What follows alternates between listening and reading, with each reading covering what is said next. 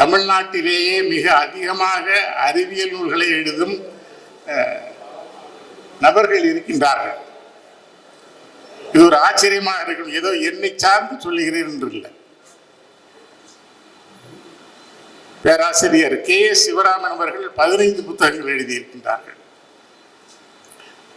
அதுபோல நமது அருமை நண்பர் சிறுநீரக இயல் நிபுணர் மோகன்தாஸ் அவர்களும் 7 புத்தகங்களை எழுதியிருக்கின்றார்கள். அதுபோல அரசு நெற்கல்லூரி வேலை பார்க்கும் சங்கர் அவர்களும் உயிரியலை பற்றி ஒரு நூல் எழுதியிருக்கின்றார்கள்.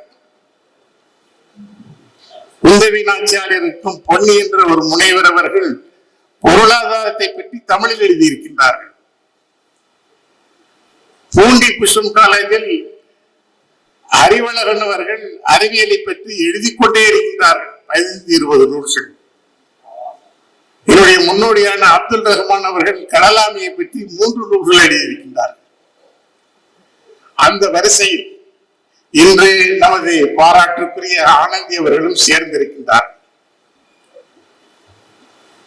சேர்ந்திருக்கிறார்கள் என்றால் இன்றல்ல, எழுதி கொண்டே இருக்கின்றார்கள். இன்று அவருடைய புத்தகம் ஒரு 10வது என்று நினைக்கின்றேன். இதற்கு புலவர் அவர்கள் பெரும் துணையாக இருந்திருக்க கூடும். ஆனால் புகுந்த வீடும் அவருக்கு துணையாக இருக்கிறது என்று மிகுந்த மகிழ்ச்சி. அண்மையில் அவருடைய வானொலி பேச்சை கேட்க வேண்டிய எனக்கு ஒரு ஆனந்தமான நேரம் கிடைத்தது. அப்பொழுது கேள்வி கேட்கின்றார்கள். மழை சிறந்த வெள்ளம் என அவர்கள் பதில் சொல்லிக் கொண்டே இருக்கின்றார்கள். இப்படி ஒரு மருத்துவர் பேச நான் கேட்டதில்லை, உண்மையை சொல்லுகின்றேன். அந்த அளவுக்கு அவர்கள் மழை சிறந்த வெள்ளம் என என்னுடைய கருத்துக்களை வாரி இறைத்துக் கொண்டிருக்கின்றார்கள்.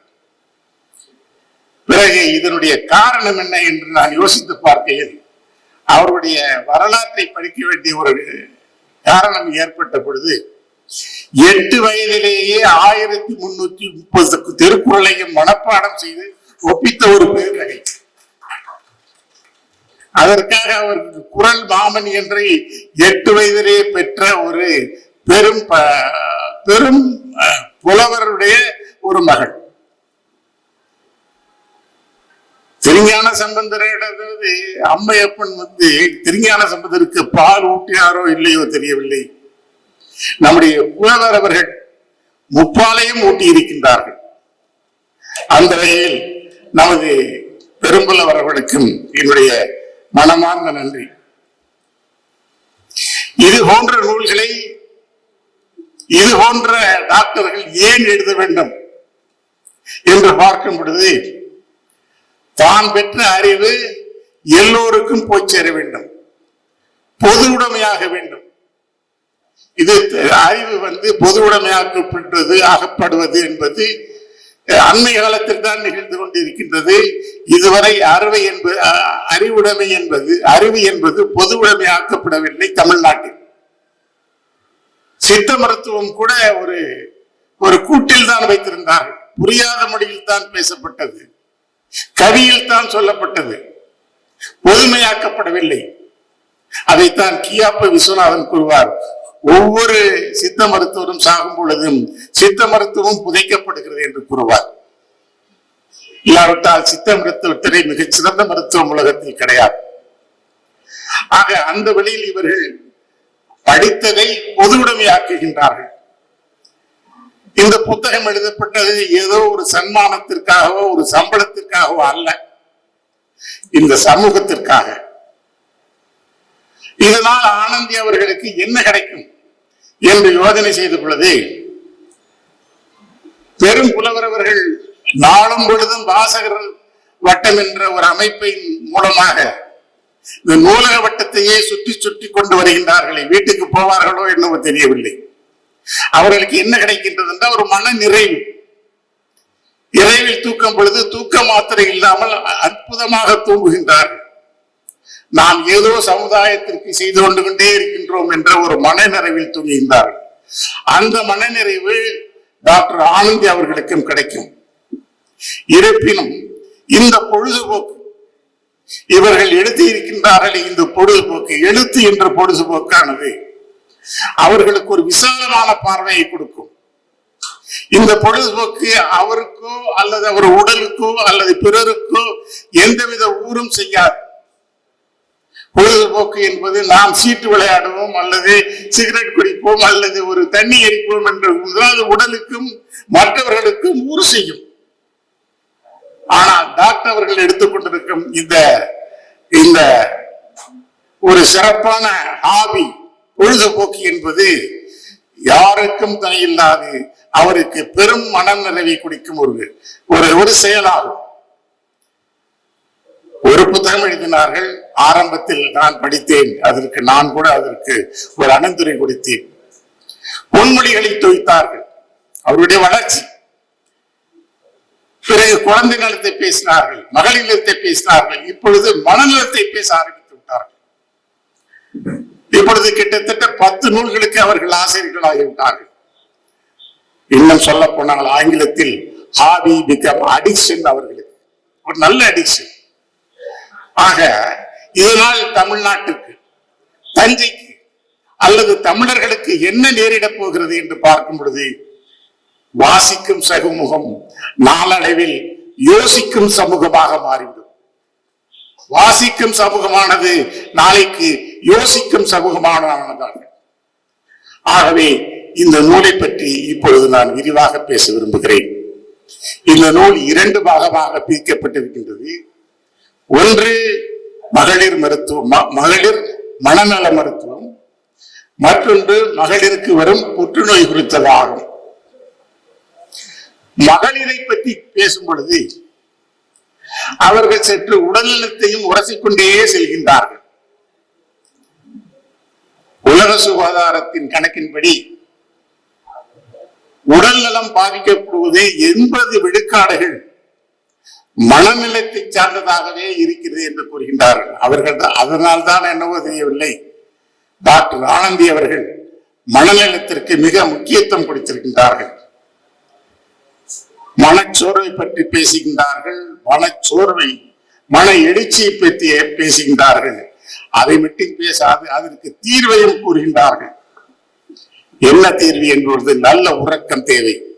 7 ஒரு 8 மணி நேரங்கள் தூங்குங்கள், நன்றாக நடைப்பயிற்சி செய்யுங்கள், நல்ல நூல்களை படியுங்கள், நல்ல செய்தித்தாள்களை வாசியுங்கள். அவரை போல் இருக்கில்லையே என்று ஏங்காதீர்கள். நீங்கள் எவ்வளவு உயர வேண்டும் என்று உங்கள் எல்லையை தாண்டி சென்று கொண்டே இருங்கள். இப்படி எழுதி கொண்டு செல்லும் பொழுது எங்கு வாசகன் சோர்ந்து விடுவான் என்று ஒரு திரைப்படைப்பாளரையும் நடுவில் கொண்டு வருகிறார்கள். மயக்கமா, கலக்கமா, குழப்பமா, வாழ்க்கையில் நடுக்கமா என்று ஒரு கண்ணதாசனுடைய அற்புதமான ஒரு பாடலையும் நடுவில் நுழைத்து நம்மை ஆசுவாசப்படுத்துகிறார். அல்லது நம்மையும் கையை பிடித்துக் கொண்டு மெதுவாக அந்த நடையுடன் இழுத்துக்கொண்டே செல்கின்றார்கள். பிறகு டீனேஜ், 11 பருவத்தை பற்றி பேசுகின்றார்கள். பொதுத் தேர்வு நடைகின்றது. 11 பருவத்தில் TNPSC எழுதி பாஸ் ஆக வேண்டும். அப்பொழுது அவர்களுக்கு நேரும் என்னென்ன நலக்கேடுகள் என்பதை பற்றி குறிப்பிடும் பொழுது டிப்ரெஷன், ஸ்ட்ரெஸ், டென்ஷன் என்று கூறுகிறார்கள். மன எழுச்சி, மன பதபதப்பு, இவைகளெல்லாம் வரும் என்று கூறிவிட்டு அதற்கும் அவர்கள் தீர்வு கூறுகின்றார்கள். நல்ல பாடல்களை கேளுங்கள், நல்ல பிராணிகளை வளருங்கள், தியானம் செய்யுங்கள், முடிந்தால் தியான பயிற்சியும் செய்யுங்கள் என்கின்றார்கள். அடுத்து கூறும் பொழுது இசைக்கு வசைமானவர் இதயமாகவே என்று சொல்லி முதலில் பாட்டு பாடியவர்கள், திரைப்பாடல் பாடியவர்கள் இப்போது பாரதியை கையில் எடுத்துக் கொண்டிருக்கிறார்கள். இருந்தால் அவர்கள் புலவர் மகள் அல்லவா. பாரதியை பற்றி பேசும் பொழுது அந்த பாரதி இசையை பற்றி என்ன கூறுகிறார் என்ற 2 வரிகளை கூறுகின்றார்கள். நாளெல்லாம் நன்றொழிக்கும் பாட்டினிலே நெஞ்சை பதைத்துக் கொண்டேன் பாவியேன் என்று பாரதி கூறுகிறார். அதற்கு பிறகு கூறுகிறார், நீ எதுவாகிறாயோ அதுவாகிறாய். நேர்மறை எண்ணத்தில் நீங்கள் திளைத்துடுங்கள், எதிர்மறை எண்ணத்திற்கு நீங்கள் ஆளாகாதீர்கள். Positive thinking is necessary. எப்படி சொல்லிக் கொள்ளும் பொழுது பாரதிக்கு பிறகு ஒரு அறிஞன் வாயிலாக இன்னொரு கருத்தை பொழிகிறார். மருத்துவம் என்ன செய்யும் அப்படி என்ற பொழுது இட் கியூர் ரேர்லி, அரிதாக குணப்படுத்தும். Comfort mostly, but console always, எப்பொழுதும் உங்களை ஆழ்வப்படுத்தும். அதன் பிறகு மனதை கூறியவர்கள் உணவை கூறவும் அவர்கள் தவறவில்லை. உணவின் பக்கத்தில் ஒரு ஒரு ஒரு வட்டத்தை போட்டுவிட்டு அதில் பாதியில் காய்கறிகளை உண்ண வேண்டும் என்று கூறி, இன்னொரு கால்பாசி புரதத்தை கூற வேண்டும் என்று, புரதத்தை சாப்பிட வேண்டும் என்று கூறி, இன்னொரு கால்பாதி மாவு சத்து, அது அரிசிகள் போன்றதை சாப்பிட வேண்டும் என்று கூறுகின்றார்கள். இது ஒரு ஹெல்த்தி அட்வைஸ், எல்லோராலும் அனுபவிக்க வேண்டியது. ஆனால் நம் முன்னோர்கள் நமக்கு என்ன சொல்லிக் கொடுத்திருக்கின்றார்கள்? காய்கறியை என்ன சொல்லி கொடுத்திருக்கின்றார்கள்? தொட்டுக்கோ அல்லது கடிச்சுக்க, சாப்பிடுங்க காய்கறிகள் என்று சொல்லி கொடுத்திருக்கின்றார்கள். தொட்டுக்கோ அல்லது கடிச்சுக்கன்னு சொல்லியிருக்காங்க. சோறு போடுறது கீழே பெரிய தட்டு, நம்முடைய அம்மா அப்பாக்கள் புக்லின்ல போடுற மாதிரி பெரிய கரண்டியை வச்சு ஒரு பெரிய சோத்தை தான் போடுறாங்க. எட்டாவது தூரத்தில் தான் காய்கறிகள் வைக்கப்படுகின்றது. தொடுவதற்கு நமக்கு சில தூரத்தில் இருக்கின்றது. ஆக இந்த காய்கறிகளை தொட முடியவில்லை. ஆக என்ன செய்ய வேண்டும்? ஒரு பெரிய கவிஞன் கூறுகின்றான், இலையை மாற்றி போடு அல்லது தட்டை மாற்றி போடு, கீழே காய்கறிகளை வை, மேலே சோற்றை வை.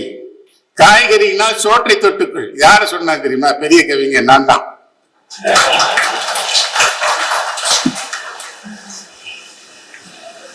காய்கறி தின்னு அப்படிதான் பழகும். அதே போல புரதத்தை சின்னும் பொழுது பட்டாணியை சாப்பிடு, கொண்டக்கடலை சாப்பிடு, புரதங்கள் நமக்கு கிடைத்து விடும். நட்ஸ் சாப்பிடு. அதற்கு பிறகு புற்றுநோயை பற்றி பேசுகின்றார். புற்றுநோய் என்றவுடன் உடனே அதற்கு மருத்துவம் என்று கூறாது, அதற்கும் உணவை பரிந்துரைக்கிறார்கள். மஞ்சள், பூண்டு, கிரீன் டீ, பாதாம் பருப்பு தினம் 4, இவைகளை அறிந்தால் புற்று உடற்கு அண்டாது. அதன் பிறகு மற்றொரு காரணத்தை கூறுகின்றார். இந்த இதய நோய் ஆராய்ச்சியாளர்கள், மருத்துவர்கள் என்ன கூறுவார்கள் நம்மிடத்தில் என்றால், உப்பை குறைத்துக் கொள்ளுங்கள், பத்தம் வடகம், ஊறுகாய் இதெல்லாம் சாப்பிடாத, ஆஸ்பிரின் சாப்பிடு, அட்ரோவஸ்டாட்டின் சாப்பிடு. இதுதான் அவர்களுடைய அறிவுரை. ஆனால் நண்பர்களே, சோடியத்தை மட்டும் குறைத்து விட்டால், அதாவது உப்பை மட்டும் குறைத்து விட்டால் இதயத்தை பாதுகாக்க முடியாது என்று யுனெஸ்கோ கழகம் அறிவித்திருக்கின்றது. அதற்கு வேண்டிய பொட்டாசியத்தையும் அருந்த வேண்டும். அது என்ன பொட்டாசியம்? நீ மருத்துவ ரீதியா பேசாதீங்க டாக்டர், புரியும்படி பேசுங்க. வாழைப்பழத்தை சாப்பிடுங்கள், அவகோடாவை சாப்பிடுங்கள். தஞ்சாவூர்ல வாழைப்பழம் கிடைக்கும். பொட்டாசியம் மிக அதிகமானது.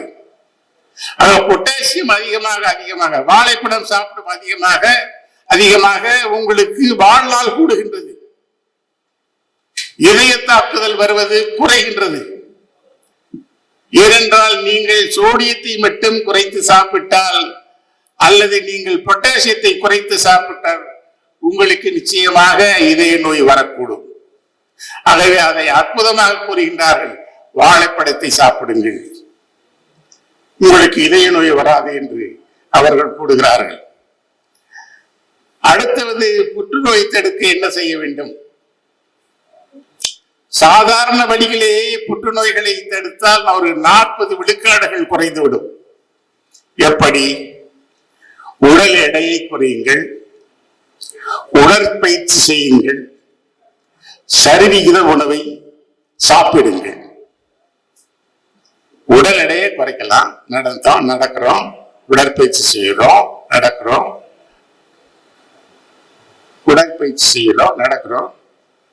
சரிவித உணவை சாப்பிடுங்க. இப்ப நான் கேட்கிறேன், நம்ம ஜூபிட்டர் டாக்கீஸ்ல இருந்து ரயில்வே ஸ்டேஷன் போற வரைக்கும் ஏத்த மாதிரி டீன் பிரியாணி, அடுத்தது சத்தார் பிரியாணி, அதுக்கு அடுத்தது தேவர் பிரியாணி, ரயில்வே ஸ்டேஷன்ல வாப்பா பிரியாணி கடை, கிட்டத்தட்ட ஒரு 6 பிரியாணி கடை. இதெல்லாம் தாண்டி தானே நான் சரிவித உணவு சாப்பிட முடியும். ஆக வாய் கட்ட வேண்டும் என்று கூறுகிறார்கள். இதற்கு அடுத்து நம்மை தட்டி கொடுக்கிறார்கள். பயப்படாதே, ஆரம்பத்திலேயே புற்றை கண்டுபிடித்து விடு. நல்ல டாக்டரா எப்படி கண்டுபிடிக்கிறது? அதற்கு ஒரு வரிசையாக அவர்கள் விளக்கம் தருகிறார்கள். குரல் கம்மிக்கிறதா, விழுங்குதலில் உங்களுக்கு ஏதாவது தடை ஏற்படுகிறதா, நாக்கு பிறழ்வதில் ஏதாவது சங்கடங்கள் ஏற்படுகின்றதா, மலம் கழிப்பதில் அதில் இரத்தமும் சீடும் கலந்து வருகின்றதா, அல்லது மலச்சிக்கலாகி மலச்சிக்கலோடு சேர்ந்து வயிற்றுப்போக்கும் நிகழ்கின்றதா, உங்களுக்கு அறியாமல் எங்காவது கட்டி தோன்றுகின்றதா, என்னவென்று அறியாதே உங்களுக்கு எடை குறைகின்றதா, மச்சம் எங்காவது இருந்து அது திடீரென்று வளர்கின்றதா, பெண்களுக்கு இரத்தப்போக்கு வருகின்றதா, இருமும் போது ரத்தம் வருகின்றதா, பெண்களுக்கு மார்பகத்திலிருந்து முலைக்காம்புகளில் ரத்தம் வருகின்றதா, ஓடு ஒரு டாக்டரிடம். அதை நீ சாதாரண கட்டியில் நினைக்காதே, சாதாரண இருமல் என்று நினைக்காதே, அதற்காக காரணம் என்று பார் என்று கூறிவிட்டு அடுத்ததாக அவர்கள் எடுத்துக்கொள்வது மார்பக நோய். மார்பக நோய்கள் ஒரு காலத்தில் மிக அதிகமாக வளர்ந்த நிலையிலேயே மருத்துவரை நாடி வந்தார்கள். ஏனென்றால் தமிழ்நாட்டில் பெண்ணடிமை, இரண்டாவது அவர்களுக்கான ஒரு வெட்கம், மற்றவரிடம் எப்படி இதை சொல்வது என்ற ஒரு ஏக்கம், அலட்சியம், ஒரு பாமரத்தன்மை, இதெல்லாம் இப்பொழுது அதற்காக காரணமாக அமையவில்லை. இதையெல்லாம் இப்படியே விட்டுவிட முடியுமா என்று பார்த்துவிட்டு இவளை எல்லாம் ஒரு மிகச் சாதாரணமாக தமிழ்நாட்டில், ஏன் தஞ்சையில் கூட செய்ய முடியும். மார்பகத்திற்கே ஒரு மேமோகிராபி என்ற ஒரு படம் எடுத்தால் போதும், அது தொற்றா அல்லது தொற்றா என்று நாம் கூற முடியும். ஒரு மேமோகிராபி தொற்றா அல்லது தொற்றா என்று அது கூறிவிடும். அதற்கு பிறகு தேவை என்றால் ஒரு computer tomography, CT scan, MRI, thermography, இப்படியே சென்று கொண்டோம். ஆனால் ஆரம்ப நிலையை கண்டறிவதற்கு ஒரு மாமோகிராபி வரும். அது தஞ்சையிலே இருக்கின்றது. அதை ராதிகால் மைக்கேல் அவர்களுடைய மருத்துவமனையிலேயே இருக்கின்றது. எங்குமே செல்ல வேண்டிய அவசியம் இல்லை. முன்பெல்லாம் நாம் சென்னைக்கு செல்ல வேண்டிய அவசியம் ஏற்பட்டது, திருச்சிக்கு செல்ல வேண்டியது. Thanjai became a medical mecca. MRI போன்ற பெரிய பெரிய பெரிய மருத்துவமனைகள் தோன்றிவிடும் பொழுது Thanjai became a medical mecca. ஆக அந்த நிலைமையில் வாழும் பொழுது ஒரு டேக் ஹோம் மெசேஜ், வீட்டிற்கு என்ன நாம் எடுத்து சொல்ல வேண்டும். இந்த புத்தக திருவிழாவில், இந்த புத்தகம் வெளியீடு விழாவில் இருந்து நாம் வீட்டுக்கு என்ன செல்ல வேண்டும் என்று சொல்லுவது, அவர்கள் கூறுகிறார்கள், அதீத சிந்தனையுடன் இருக்காதீர்கள், சிறிய விஷயங்களை ஓதி பெருக்காதீர்கள், வெறுப்பை சுமந்து கொண்டு செல்லாதீர்கள், வேலையை தள்ளி போடாதீர்கள். இப்படியே அவர்கள் சொல்லிக் கொண்டு சென்று வாழ்க்கையில் கடைபிடிக்க வேண்டிய 7 கட்டளைகளை நமக்கு கடைசியாக அவர்கள் அறிவிக்கின்றார்கள். என்ன அந்த கட்டளை? திருவிளையாடல் புராணத்தில் சிவபெருமானும் தருமையும் பேசிக் கொள்வார்கள். அதாவது சிவாஜி கணேசனும் நாகேஷும் பேசிக் கொள்வார்கள். நாகேஸ்வரன் கேட்பார், சிவபெருமான் சிவாஜி கணேசன் கேட்பார், யாப்பா நான் கேள்வி கேட்கட்டா அது சொல்றியா நீ? இல்லைங்க, நான் கேள்விதாங்க கேட்க தெரியும். சரி கேள். சொல்லக்கூடாதது, பெண்களிடம் ரகசியம், சேர்ந்தே இருப்பது, வறுமையும் புலமையும் சொல்லிட்டு ஒரு இரும இரும்புவார் அள்ளி தூக்கிறார். ஒரு இரும இரும்பர். அதுபோல நமது ஆனந்தி அவர்கள் ஒரு 7 கட்டளைகள் சொல்கிறார்கள். நுரையீரலுக்கு மூச்சு பயிற்சி, மனதிற்கு தியான பயிற்சி, உடம்பிற்கு யோக பயிற்சி, இதயத்திற்கு நிலைப்பயிற்சி, செரிமானத்திற்கு சிறந்த உணவு, ஆன்மாவிற்கு நல்ல எண்ணம், நாம் வாழும் உலகிற்கு நற்செயல்கள். இப்படி வாழ்ந்தால் இங்குள்ளவர்கள் இன்னும் 100 ஆண்டு வாழ்வார்கள். அவர்களை பல்லாண்டு பல்லாண்டு பல்லாயிரத்தாண்டு வாழ வேண்டும் என்று வாழ்த்தி, இந்த நமது ஆனந்தி அவர்களுக்கு நமது சாதாரணமாக சொல்வது, ஒரு ஆணுக்கு பின்னால் ஒரு பெண் இருப்பார்கள் என்றுதான் கூறுவார்கள். ஆனா இப்பொழுது பெண்ணுக்கு பின்னால் ஆண்கள் இருக்கின்றார்கள். அதுபோல அவருடைய கணவர் ஆனந்த வசந்த் அவர்களுக்கு நன்றி கூறி, அவருடைய தந்தை வளர்த்திருக்கும் இந்த பெரும்புலவர்களுக்கு நன்றி கூறி, இங்கு வந்திருக்கும் அனைவர்களுக்கும் நன்றி கூறி, இந்த அருத்துவன் உங்களுக்கு அன்பு நன்றியை கூறி விடைபெறுகிறேன். நன்றி, வணக்கம்.